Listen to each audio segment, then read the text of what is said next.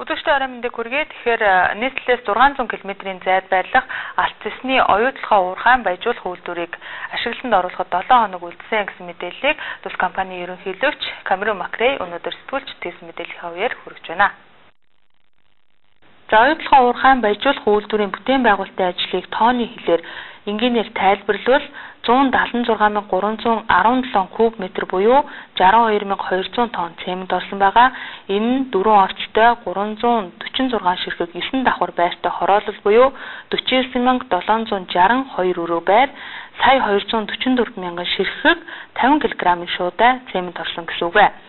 Мөн 6,88,140 куб метр шорооны ажил хийгдсэн байгаа. Энэ нь зайлшгүй тэнцүү хэмжээний шороо гэсэн үг. 430,000 ширхэг зээл 130 машины ачаа буюу 7,413 ширхэг комацо машины ачаанд ачах хэмжээний шорооны ажил хийрэн гэсэн үг. За оюутлахаа уурхайн баяжуулах үйлдвэрийн бүтээн байгуулалтанд орсон шугам хоолойг метрлвэл 82,000 метр шугам хоолой орсон байгаа. Энэ нь нарны гүүрний хэмжээтэй тэнцэж байгаа юм а. Мөн Улаанбаатар хотоос ээж хад хүртэлх зай энэ шугам хоолойтой тэнцэнэ гэсэн үг юм а. Ажилтны цагаар авч үзэх юм бол 15.7 сая хүн цаг ажилласан гэсэн судалгаа гаргасан. Энэ нь нэг хүн 24 цаг ажиллавал 1792 жил, ажлын 8 цагаар бодож үзэх юм бол 5376 жил ажилласан гэсэн судалгаа гарсан. За кабелийн хайрцгийг метрлж үзвэл 70,548 метр кабелийн байгаа. Энэ Улаанбаатар хотоос Тэрэлж хүртэлх зайтай тэнцэнэ гэсэн үг. Кабель утсыг метрлэх юм бол 581,283 метр болж байна. Энэ Улаанбаатар хотоос оюутлахаа хүртэлх зайг илэрхийлж байгаа юм а. За тэгэхээр ажиллаж байгаа тоног төхөөрөмжийн хувьд бол нийт 3,367 ширхэг тоног төхөөрөмж оюутлахаа компани баяжуулах үйлдвэрийн бүтээн байгуулалтын ажилд оролцсон гэсэн судалгаа гаргажээ. Мөн бүтээн байгуулалтын ажилд төмөр каркас бол маш хэмжээгээр орсон байгаа. Нийт 23,098 тонн төмөр каркас ашигласан гэсэн судалгаа гаргасан. Энэ нь бол 100 ширхэг их чөлөөний хөшөөтэй тэнцэн, мөн эвлийн цамхагтай харьцуулах юм бол 3 эвлийн цамхаг болох хэмжээний төмөр каркас орсон гэсэн үг. За тэгэхээр оюутлахаа уурхайн өрөмдлөг анх хийх үед Монголын дотоодын нийт бүтээгдэхүүний хэмжээ 600 хүрэхгүй сая доллар байсан. Харин 2011 онд Монголын дотоодын нийт бүтээгдэхүүний хэмжээ 4 миллиард 500 сая долларт хүрсэн юм а. Энэ дотоодын нийт бүтээгдэхүүний хэмжээ 8 дахин өссөн гэсэн үг. Энэ бүхэн 2009 онд хийгдсэн оюутлахын гэрээнээс үүдэлтэй. Энэ орд нэгдснээс хойш Монголоос хил даван урсдаг байсан мөнгөний урсгал буцаад Монгол руугаа урслах болсон юм а. Энэ гэрээ хийгдснээр манай улсад орох хөрөнгө оруулалтын хэмжээ 13 дахин нэмэгдсэн гэсэн судалгааг эдийн засагчид гаргаж байна.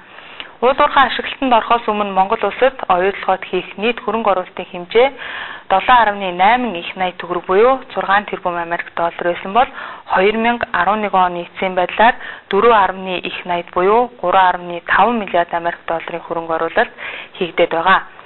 Энэ нь Монголын 2.8 сая хүндээ хуваагаад үзэх юм бол нэг хүнд 1250 Америк доллар ноогдно гэсэн үг. 2013 он хүртэл хийхээр төлөвлөөд байгаа мөнгийг нэмээд үзэх юм бол бараг 2000 доллар төрж байна. Монголын эдийн засгийн өсөлт гайхалтай хурдцайгаар өсөж нэг оронтой тоог аль хэдийн давж 17.4% хүрсэн нь өнөөдөр дэлхийг гайхуулж байгаа Хятадын эдийн засгийн өсөлтөөс даруй 2 дахин өндөр гэсэн үзүүлэлт гарч байна. Энэ үзүүлэлт ч мөн цаашид өсөх нь гарцаагүй гэдгийг эдийн засагчид онцолж байгаа. Оюутлах эхний үе шатыг амжилттай бүтээн байгуулахад хамгийн чухал засгийн газар болон 3 дахь хөрш орны хөрөнгө оруулагчдын тогтвортой түншлэл нөлөөлсөөс гадна энэхүү амжилтыг 44 орны 15,000 орчим ажилчид Монголын олон зуун компаниудын нүүрийн хөтөлмөрөөр бослоо. Өнөөдөр бид оюутлахын баяжуулах үйлдвэрийг асаахад бэлэн болгоод байна. Эх оны эхний үлрэлд бид анхны баяжмлаа үйлдвэрлэж, оны эхний хагас төлөвлөсөн ёсоор бүтээгдэхүүний олон улсад худалдаалах үйл ажиллагааг явуулна. Оюутлахын уурхайн баяжуулах үйлдвэрийн нийлтийн ёслолын ажиллагааг 2012 оны 12 дугаар сарын 27-нд уурхайн талбай зохион байгуулах бөгөөд тус төслийн хөрөнгө оруулагчдын төлөөлөл, компани тууз болон Монгол Улсын их хурл болон Монгол Улсын ерөнхий сайд тэргүүтэй засгийн газрын төлөөлөгчид урилгаар оролцох гэж байна. Third neighbor investment. Өнөөдөр дэлхий дээр байгаа нийт цэвэр цэсний нөөцийг 550 сая тонн гэж эрдэмтэн судлаачид гаргасан байгаа. Тэгэхээр дэлхийн нийт цэсний хэрэглээ жилд 15-аас 20 сая тонн байдгаа гэж үзэх юм бол 30 хүрэхгүй жилийн нөөцтэй гэсэн судалгаа хийсэн. Тэгэхээр оюутлогын компанийн хувьд бол 45 сая тонн цэс үйлдвэрлэх боломжтой. Энэ нь дэлхийн цэсний нөөцийн 10%-ыг дангаараа эзэмшиж байна гэсэн үг юм а. 2015 он гэхэд манай улсын цэсийн олборлолт 400 мянган тоннд хүрэх төлөвтэй байгаа. Үүний ихэнхийг нь оюутлогын уурхаагаас гаргана гэж үзэж байгаа юм а.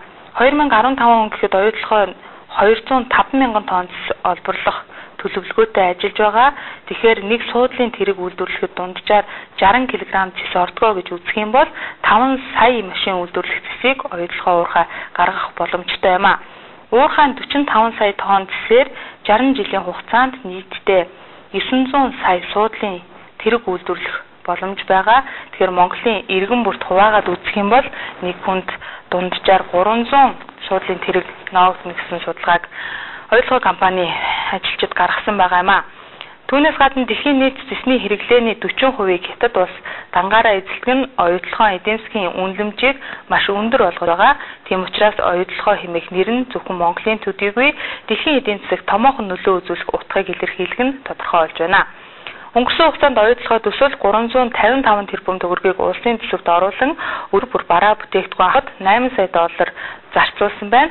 Оюутлогын төслийн хугацаанд оргил үедээ жилд дунджаар 800 тэрбум төгрөгийн орлогыг Монгол улсын засгийн газар авна гэсэн судалгааг мөн хийгээд байгаа юм а. Оюутлогын компани бүтээн байгуулалтын ажил 2.5 жил тодруулж хэлбэл 30 сарын хугацаанд болсон байгаа. Дэлхийн стандартаас харуул энэ гайхамшиг гэсэн тодорхойлолтыг өмнө авч байгаа юм а. Гэхдээ бүтээн байгуулалтын ажил үүгээр зогсоогүй. Энэ бол эхлэл гэдгийг оюутлогын компани ерөнхийлөгч Камерун Макрей онцолж байгаа. 2019 он гэхэд оюутлогын компани бүтээн байгуулалтын ажил бүрэн хэмжээнд хийгдэж, уурхай бүрэн хүчин чадлаараа ажиллана гэдгийг мөн тэмдэглэсэн. Мэдээллийн хөтөлбөр үргэлжлэж байна.